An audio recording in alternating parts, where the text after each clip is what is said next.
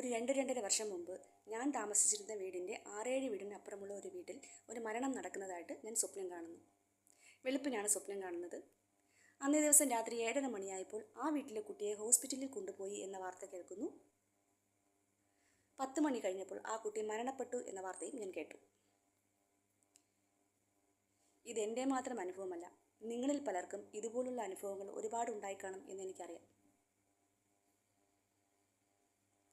ഞാനിപ്പോൾ ഇത് പറയാൻ കാരണം, സ്വപ്നങ്ങൾ എന്ന് പറയുന്നത് മനുഷ്യൻ്റെ ഉപബോധ മനസ്സിൻ്റെ ആഗ്രഹങ്ങളും സങ്കല്പങ്ങളും കെട്ടുകഥകളും ഒക്കെയാണ് എന്നാണ് ചിലർ പറയുന്നത്.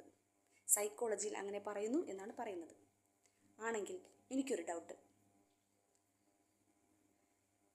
ഞാൻ ഒരിക്കൽ പോലും ഒന്ന് മുഖത്ത് നോക്കി ചിരിച്ചിട്ടില്ലാത്ത, ഞാൻ ഒരിക്കൽ പോലും സംസാരിച്ചിട്ടില്ലാത്ത, ഞാനുമായി ഒരു വിരോധവുമില്ലാത്ത, ഒരു സഹകരണവുമില്ലാത്ത, എൻ്റെ പകുതി പ്രായം പോലും ഇല്ലാത്ത ഒരു കുട്ടിയുടെ മരണത്തെ എൻ്റെ ഉപബോധ മനസ്സ് എന്തിനു സങ്കല്പിക്കണം?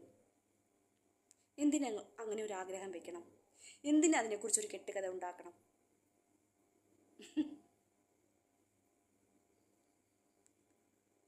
ചില സമയത്ത് സൈക്കോളജിയുമായിട്ട് ചേർന്ന് പോകാൻ പറ്റാത്തതിൻ്റെ കാരണം ഇതാണ്. ഇങ്ങനെയുള്ള എൻ്റെ അനുഭവങ്ങൾ.